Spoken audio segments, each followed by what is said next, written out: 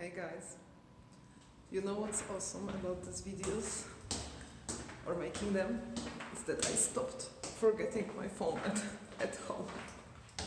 This is a good way to make sure you have your phone with you. So do you see a pattern here? I stopped disturbing any persons sleeping in our apartment. You can come.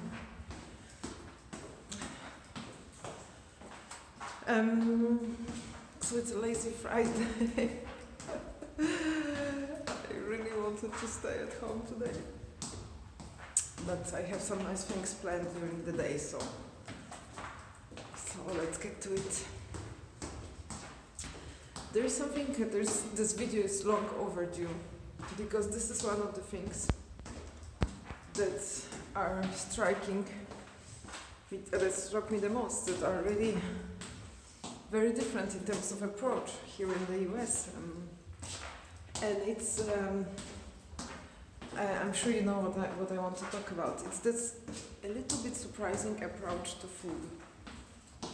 So I'll give you 3 examples of things that have been invented, I think, in the US that represent a little bit the same attitude of wanting something but agreeing towards the quality of it so that you can have more, so that you can eat more.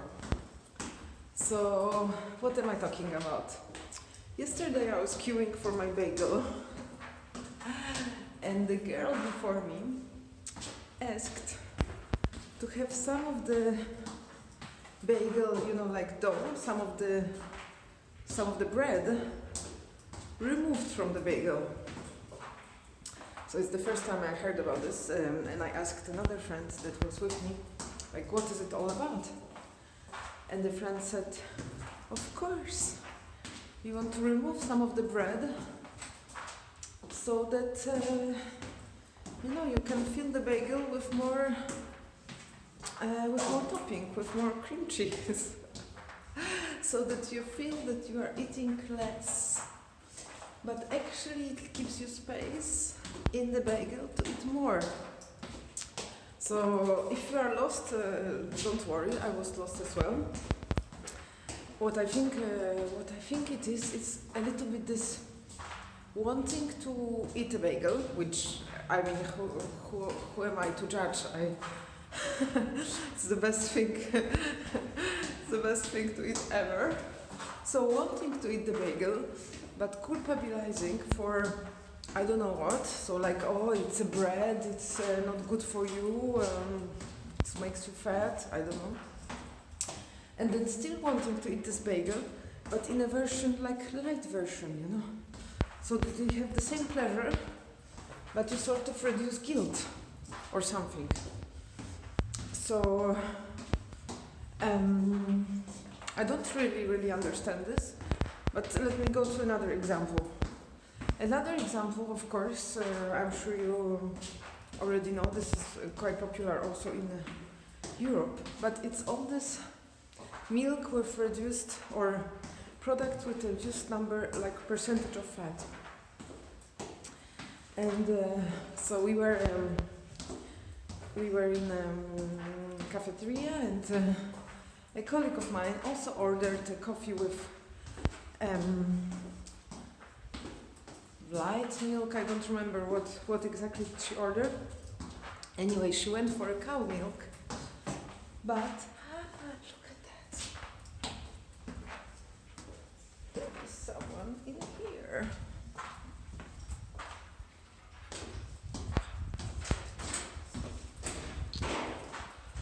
So anyway, she went for a cow milk, so you can say, okay, in terms of environmental and cruelty impact and all stuff like this, she didn't go against this choice, or not having a diary at all. But instead she said she wanted to have it less fat. And when I asked, like, why would you want to have it less fat? Why?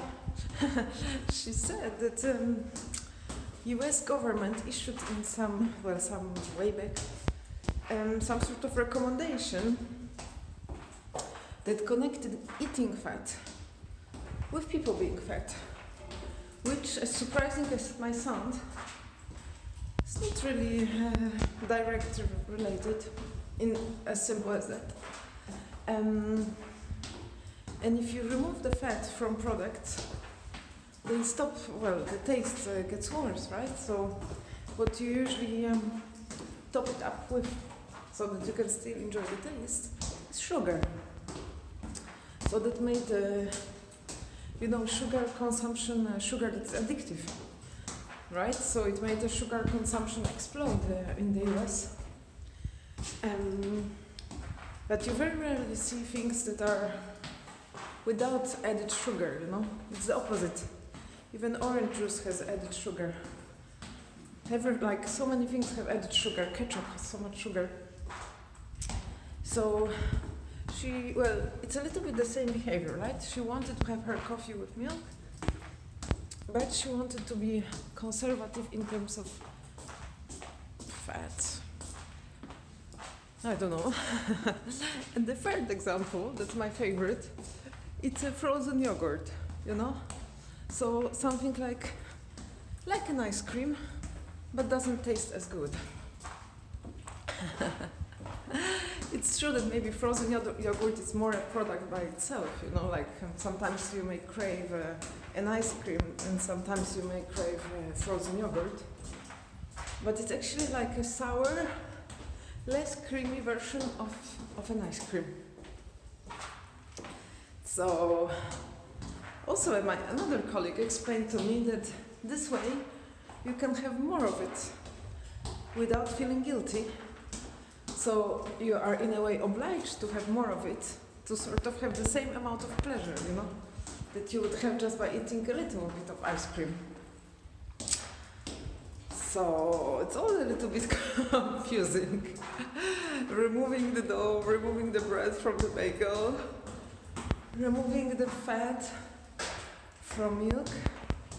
Artificially, of course, there's no natural way.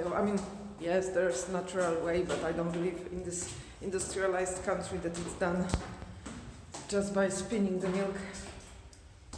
So anyway, removing the fat and then removing the pleasure out of ice cream, which, come on, this is wrong. This is wrong.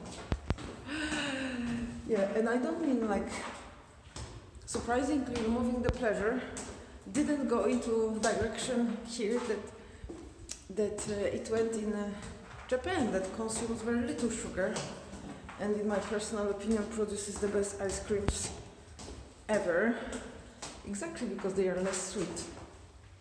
So, yeah, I don't exactly know how it works, how come, what is the logic, and how come, I'm sure there are other examples of things like this. And if you have some, I would love to talk to you about this. But what is behind this? This pleasure, this urge of depriving yourself of pleasure, but also having it anyway. Because the easiest way of depriving yourself of pleasure, if you don't want an ice cream, is you just don't have an ice cream. Huh? Is this weird? Am I weird again? And also try imagining going to a French boulanger and asking some people to remove half of the bread from inside of the baguette. Just try it. Just give it a try. Just give it a try.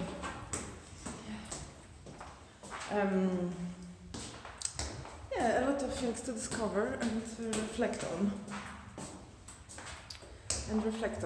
Just a side comment, I just don't take milk with my coffee. That's the best way of, not having this dilemma. Just being removed from this milk question, should you have milk? Is it almond milk? Is it oat milk? Is it regular milk? Is it skinny milk? You know, so you already have so many choices in life. This one you can remove. What happened with this video? I don't know, something weird happened with the zoom. Okay, I think it looks a bit scary, guys. You can see my face very closely. Okay, almost there. Okay, I'll be quick. I'll just be quick. Yeah, so removing the fat and adding sugar instead, and then wondering why this is one of the, you know, like most obese populations. It's not the most obese, but it gives a very good, you know, example. Also with a healthcare system on 37th place in the world versus another country very close to my heart, which is France. That is number one. Number one. Yeah. Also, the health system in the US is the most expensive in the world, so they are spending the most on all sorts of medications, treatments, and drugs. Even though the same thing can be like less than half the price, even in Canada, you know. This is a side comment, but do you know that in Singapore, if you are walking down the stairs without holding handle, you can be fired from your company. So this is considered risky, unnecessary, dangerous situation that you are putting your company, you know, like that's the risk you are inflicting on your company. So when I heard about this, I felt a little bit better, because I may be the only person who always holds a handrail, just not to kill myself, you know. I'm already talking and walking and holding a phone. So trying not to die in the process. That would be sad. But if you go to Singapore, think about this. Think about this. Cool. It's the last floor. And we are not even that late for the work breakfast. Actually, someone else is late.